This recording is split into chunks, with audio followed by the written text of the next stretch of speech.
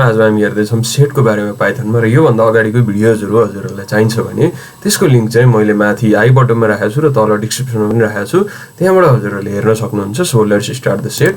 So सेटलाई पहिला कसरी क्रिएट गर्ने त? सो सेट क्रिएट गर्नको लागि एकदमै सिम्पल छ। हामीले कर्ली ब्राकेट युज गऱ्यौँ भने सेट क्रिएट हुन्छ। जस्तै मलाई फ्रुट्सको सेट क्रिएट गर्नु छ भने मैले पहिला कर्ली ब्राकेट युज गर्छौँ। योभन्दा अगाडि हामीले लिस्ट पढाएको थियौँ, लिस्टमा हामीले स्क्वायर ब्राकेट युज गर्थ्यौँ भने टपलमा हामीले राउन्ड ब्राकेट युज गर्थ्यौँ भने सेटमा हामीले कर्ली ब्राकेट युज गर्छौँ है त। सो अब म केही फ्रुट्सहरूको नाम लेख्छु, एप्पल, अरेन्ज, म्याङ्गो। ओके, यो हाम्रो सेट भयो। म यसलाई प्रिन्ट गरेर पनि देखाइदिन्छु हजुरहरूलाई है। सो फ्रुट्सलाई मैले प्रिन्ट गरेर देखाएँ।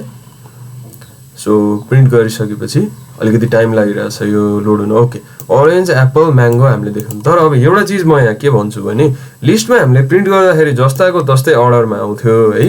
तर यो सेटमा चाहिँ के हुँदो रहेछ भने हामीले जसरी हालेको छ त्यसै गरी यहाँ आउनुपर्छ भन्ने छैन, फरक फरक अर्डर भएर आउन सक्छ। किनभने सेटमा अर्डरको मतलब हुँदैन, फर्स्टमा जे छ त्यो फर्स्टमै आउनुपर्छ भन्ने छैन, सेकेन्डमा जे छ त्यो सेकेन्डमै आउनुपर्छ भन्ने छैन है।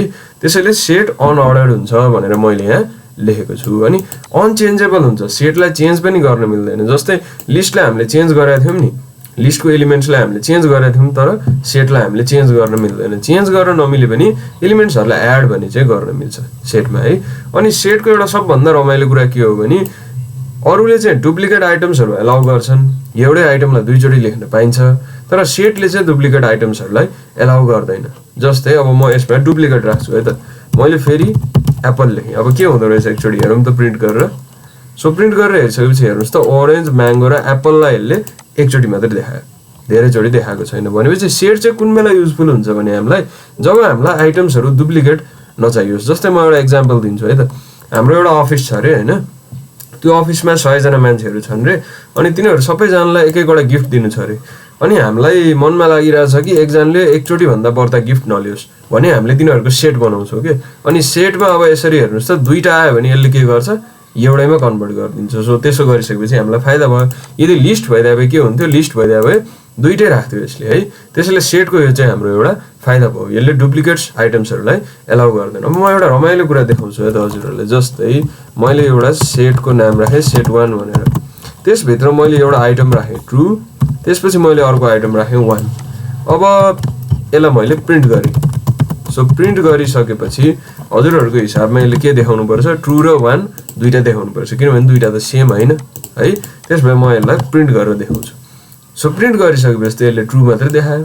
किन ट्रु देखायो किन थाहा छ? किनभने यो सेटले ट्रु र 1 भन्ने चिजलाई एउटै मान्छ, यसले दुइटा मान्दैन। यसलाई यो भनेको एउटै कुरा हो भनेर यसले मान्छ, त्यसैले ट्रु र 1 भनेको एउटै माने हुनाले यसले यहाँ ट्रु मात्रै देखायो है।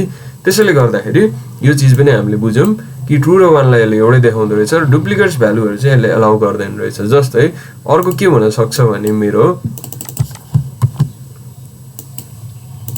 मसँग एउटा सेट छ अरे।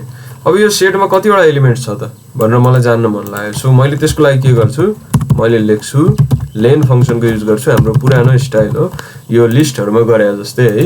सो मैले प्रिन्ट लेख्छु, प्रिन्ट लेखिसकेपछि मैले सेभ गर्छु, सेभ गरेपछि मैले यसलाई रन गर्छु। रन गरेपछि हामीले यहाँ 3 देख्न सक्छौँ। अब हेर्नुहोस् यहाँ 4वटा कुरा छ, त्यही पनि हामीले किन 3 देखिरहेका छौँ, किनभने यो दुइटा रिपिट भएको छ। रिपिट भएकोलाई त्यसले एउटै गन्छ है, त्यसैले गर्दाखेरि यो त्यस्तो भएको। सो लेनले हाम्रो के गर्दो रहेछ, सेटमा कतिवटा एलिमेन्ट छ भनेर चाहिँ पत्ता लगाउँदो रहेछ। अब त्यसपछि हामी हेर्छौँ टाइप अफ सेट। सो यो हाम्रो फ्रुट भनेको सेट हो। सो यसको टाइप के देखाउँदो रहेछ त यसले। ओके, प्रिन्ट लेखेँ मैले, त्यसपछि टाइप लेखेँ मैले, त्यसपछि फ्रुट्स भनेर मैले लेखेँ है त। सो यसले के टाइप देखाउँदो रहेछ हेरौँ, यसले हाम्रो क्लास सेट भनेर देखाउँदो रहेछ। सो कुनै पनि चिज सेट हो भनेर चेक गर्नको लागि हामीले चाहिँ त्यसको टाइप लेख्न सक्छौँ। टाइप सेट देखायो भने चाहिँ त्यो सेट हुन्छ। अनि सेटलाई बनाउने अर्को तरिका पनि छ, त्यो हो सेट कन्स्ट्रक्टरबाट। जसरी हामीले लिस्ट अनि टपलको कन्स्ट्रक्टरबाट बनाएको थियौँ त्यसै गरी सेट पनि बनाउन मिल्छ। जस्तै मैले लेख्छु फ्रेन्ड्स भनेर है त। ओके, फ्रेन्ड्स भनेर मैले लेखेँ, त्यसपछि मैले एउटा त कर्ली ब्राकेटबाट पनि बनाउन मिल्छ होइन। अर्को तरिका कस्तो छ भने मैले चाहिँ सेट लेख्ने, त्यसपछि डबल ब्राकेट दिनुपर्छ। जहिले पनि कन्स्ट्रक्टरमा चाहिँ दुईटा ब्राकेट चाहिन्छ, दुईटा राउन्ड ब्राकेट चाहिन्छ। एउटा मात्रै ब्राकेट भयो भने चाहिँ हाम्रो इरर आउँछ है। त्यसैले गर्दाखेरि अब मैले लेखेँ राम श्याम तल गएछ यो हरि ओके मैले यो तीनटा लेखेँ है त सो अब मैले यसलाई प्रिन्ट गर्छु प्रिन्ट फ्रेन्ड्स भनेर पनि मैले लेखेँ अनि त्यसपछि मलाई यसको टाइप पनि प्रिन्ट गर्न मन लाग्यो सो मैले लेख्छु टाइप हैन सो अब के देखाउँदो रहेछ हेरौँ त ल ओके हेर्न सक्छौँ हामीले राम हरि श्याम भनेर हाम्रो यहाँ आइसक्यो अनि त्यसपछि क्लास सेट भनेर आयो भनेपछि यो चाहिँ सेट रहेछ सेट बनाउनको लागि बस कर्ली ब्राकेट मात्र राखेर पनि हुँदैन रहेछ हैन कर्ली ब्राकेट राखेर पनि हुन्छ तर अर्को तरिका चाहिँ सेट यसरी बनाउनु पनि मिल्छ है डबल ब्राकेट राखेर चाहिँ सेट अगाडि लेखेर दुईटा राउन्ड ब्राकेट राख्यो भने पनि हाम्रो चाहिँ सेट बन्छ है अनि त्यसपछि पहिला चाहिँ हामीले के गर्थ्यौं भने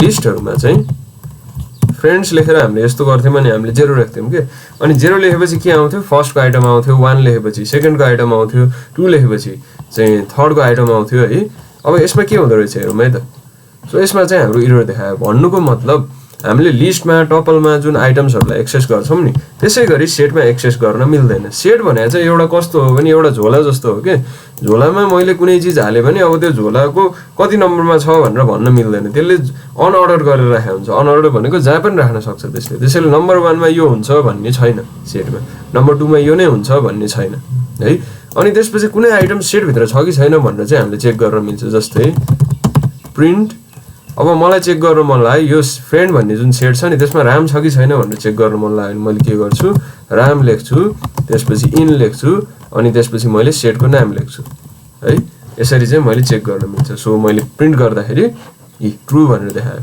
तर अब रमेश छ कि छैन भनेर मलाई चेक गर्न मन लाग्यो मैले राखिसकेपछि हाम्रो यहाँ फल्स भनेर देखाउँछ फल्स भन्नुको मतलब यो फ्रेन्ड भन्ने भित्र रमेश भन्ने चीज छैन भनेर देखायो भनेपछि भित्र छ कि छैन चाहिँ हामीले चेक गर्न मिल्छ सेटको है ओके सो आजको लागि क्लास यति नै भयो अन्तिमसम्म भिडियो हेर्नु भएकोमा धेरै धेरै धन्यवाद आजलाई यति नै हस्त धन्यवाद नमस्ते